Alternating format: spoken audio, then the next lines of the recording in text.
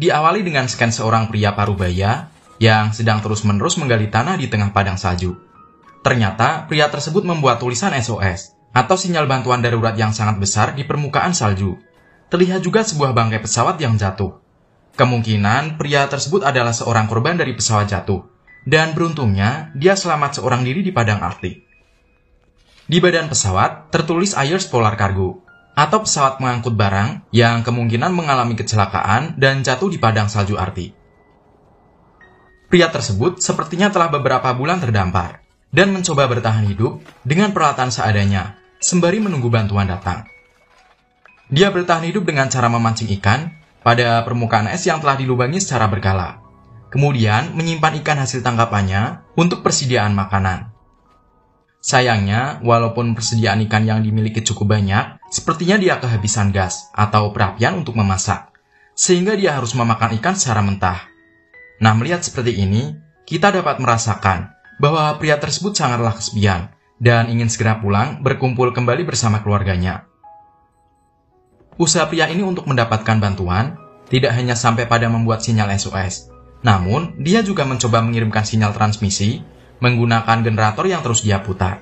Barangkali ada pesawat lain yang lewat dan dapat menangkap sinyal yang dia kirim.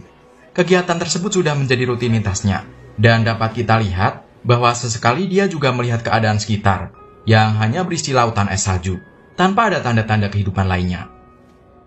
Saat tidur, dia melepas kaos kakinya, dan terlihat bahwa dia kehilangan beberapa jari kaki, yang mungkin saja dia potong karena dia mengalami frostbite, atau penyakit dingin yang membuat bagian tubuh mati dan membusuk. Sesekali dia akan membersihkan sebuah tumpukan batu, yang mungkin saja itu adalah makam dari teman atau rekannya yang meninggal dan dia kubur di situ. Dia pun mengucapkan sepatah kata, yaitu sampai jumpa besok lagi. Setelah itu dia akan mengecek pancingannya, dan terlihat bahwa kotak persediaan ikannya terkoyak, dan dia menyadari bahwa itu adalah hasil perbuatan beruang kutub, dan beruang telah mulai mengarah ke daerah ungsiannya. Dia dengan cepat berlari masuk ke dalam pesawat, dan dia tahu bahwa beruang kutub dapat menyerangnya dari mana saja, dan dia harus lebih waspada. Benar saja, saat dia sedang melakukan kegiatannya mengirim sinyal transmisi, di kejauhan dia melihat beruang kutub yang sangat besar lewat.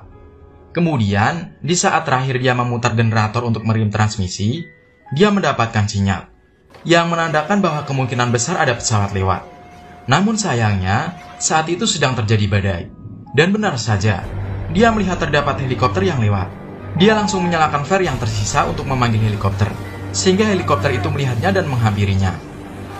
Akibat angin yang sangat kencang, helikopter itu hilang kendali, kemudian jatuh dan meledak. Malang sekali nasibnya, karena bantuan datang di saat cuaca yang buruk. Pria tersebut segera berlari menuju helikopter itu, untuk menolong orang yang ada di dalamnya. Nah, sayangnya, pilot helikopter ini tidak selamat dan meninggal di tempat. Tetapi terlihat seorang kopilot masih bernafas, namun dengan luka yang cukup parah di perut. Kopilot itu adalah seorang wanita yang tidak bisa bahasa Inggris, sehingga si pria hanya bisa berusaha untuk memberikan pertolongan padanya, dan menunggu badai reda. Setelah badai reda, dia mengecek persediaan di helikopter itu. Dan alangkah senangnya dia, karena menemukan beberapa makanan, peta satelit, dan alat penunjang lainnya. Dengan cepat, dia segera membuka makanan yang ada dan memakannya. Sang pria lantas membawa wanita itu ke campnya. Si pria lalu memeriksa KTP wanita itu, dan terlihat tulisan yang sepertinya dari bahasa Thailand, Vietnam, ataupun Kamboja, apalah. Nguyen Sawadikap Tatong Pai. Hal tersebut menunjukkan bahwa kesulitan lainnya adalah perbedaan komunikasi di antara mereka. Saat si wanita sadar, dia menanyakan keadaan sang pilot, dan kembali pingsan saat dia tahu bahwa sang pilot tidak selamat. Si lelaki meninggalkan pesan bahwa dia akan pergi sebentar ke helikopter untuk mencari barang yang dapat dimanfaatkan, dan dia akan segera kembali. Demi rasa kemanusiaan, dia menguburkan sang pilot di dekat sana. Setelah mengecek persediaan helikopter, dia sangat senang karena menemukan kompor gas dan segera memasukkannya ke dalam tas. Dia juga menyimpan sebuah foto yang dia temukan dan juga menemukan alat pengangkut. Dia terlihat tersenyum karena alat tersebut bisa sangat bermanfaat dalam situasi mereka sekarang. Si pria terlihat memasak mie dan ikan dengan kompor yang dia temukan. Dia menyuapi si wanita dan berkata, "Kita akan baik-baik saja, dan kau tidak sendiri." Nah, ternyata nih guys, pilot dari helikopter yang tewas ternyata adalah suami dari si wanita. Dan ada seorang anak perempuan mereka yang mungkin sedang menunggu pulangan mereka. Sesekali dia melihat peta dan menemukan ada sebuah stasiun pengawas yang lokasinya sangat jauh. Namun dia tidak yakin akan sampai di sana dalam keadaan hidup. Dia kembali menjalankan kegiatan yang biasa ia lakukan. Namun akhirnya dia berpikir untuk mencoba pergi ke stasiun pengawas itu dengan berjalan kaki. Dia lalu menggambar rute yang akan dia lalui. Dia berpikir bahwa lebih baik berusaha dan berjuang daripada menunggu untuk sesuatu hal yang tidak pasti. Nah, buat kalian nih guys, jangan nunggu doi yang udah punya pasangan ya guys. Karena itu juga hal yang tidak pasti buat kalian. Dengan tekad yang bulat, dia mempersiapkan kebutuhan untuk menuju ke stasiun pengawas. Nah, di hari pertama, dia lalui dengan lancar, disertai cuaca yang mendukung. Namun, perjalanan masih sangat jauh. Bahkan terlihat di peta bahwa dia belum mencapai seperempatnya saja. Saat malam tiba, dia akan menggali es untuk tempat tidur. Dan dia akan selalu berkata kepada si wanita bahwa mereka akan baik-baik saja. Sungguh kata-kata yang menyayat hati. Hari berikutnya, tetap dia lalui dengan penuh tekad berjalan menembus badai es. Namun, dia tetap belum mencapai seperempat jalan. Di tengah jalan, dia menemukan base camp, yang diduga pernah ada seseorang yang bertahan hidup di sana. Dan sepertinya sekarang mereka sudah mati. Setelah melanjutkan perjalanan lagi, terdapat tebing yang lumayan curam, yang dia tahu sepertinya di peta tidak ada. Dia lalu mengecek ke atas tebing untuk melihat apakah ini rute yang benar. Dan ternyata memang benar. Di balik tebing itu ada sebuah jalan mulus, diapit oleh dua tebing yang akan membuat perjalanan lebih mudah karena tidak terkena angin. Kemudian kebingungan dialaminya. Dia berpikir, jika saja dia tidak membawa si wanita ini, dia pasti akan dengan sangat mudah melewati tebing itu, sesuai rute awal. Namun dia harus jalan memutar yang lebih jauh dan terkena angin jika dia harus serta membawa si wanita. Awalnya dia berusaha menarik si wanita ke atas tebing, namun itu hal yang mustahil. Sehingga dia memutuskan untuk mengambil jalan memutar, demi rasa kemanusiaan pada si wanita itu. Mereka kemudian menemukan lubang kecil seperti gua, dan memutuskan untuk bermalam di sana. Namun ketegangan terjadi saat terdengar suara dari luar. Si pria mencoba tidak mengeluarkan suara apapun, namun si wanita terbatuk, sehingga menimbulkan suara. Benar saja dugaannya, bahwa ada seekor beruang yang mencoba merangsek masuk ke dalam lubang kecil itu. Si pria segera berusaha mengusir beruang, dengan cara menyalakan flare yang dia temukan di helikopter tempo hari.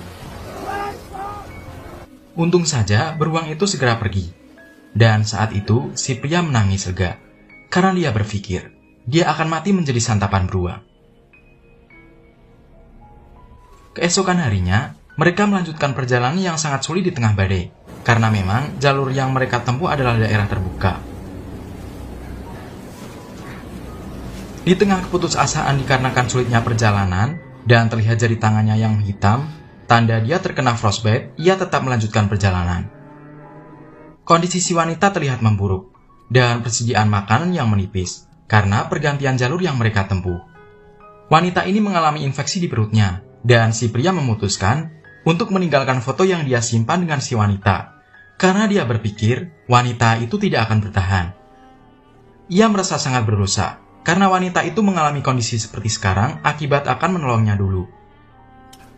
Saat ia melanjutkan perjalanan, kembali sesuatu terjadi. Dia terperosok ke dalam gua yang tertutup salju.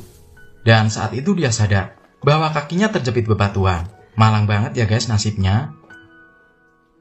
Di sini dia sangat frustasi. Dia menangis, berpikir untuk menyerah.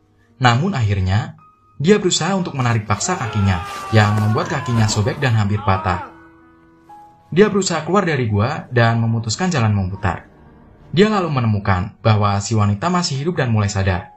Untuk pertama kalinya, si wanita berkata halo. Sehingga si pria merasa menyesal karena sempat meninggalkannya. Nah, pria ini kembali bertekad melanjutkan perjalanan dengan membawa si wanita lagi dengan kaki yang pincang. Saat dia mengecek petanya dan sadar bahwa mereka masih sangat jauh, dia merasa sangat mustahil bisa sampai dengan selamat.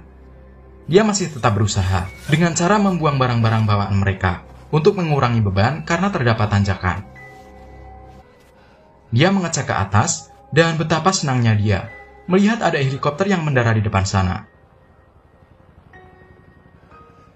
Dia berusaha mendorong si wanita ke atas dan menyalakan flare yang tersisa untuk memberikan tanda ke helikopter itu.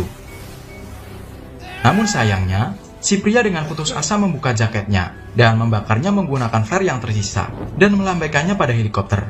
Sangat disayangkan, helikopter itu tetap tidak merespon dan menjauh pergi. Si pria menangis sembari memegang si wanita dan tetap berkata bahwa mereka akan baik-baik saja dan kau tidak sendirian.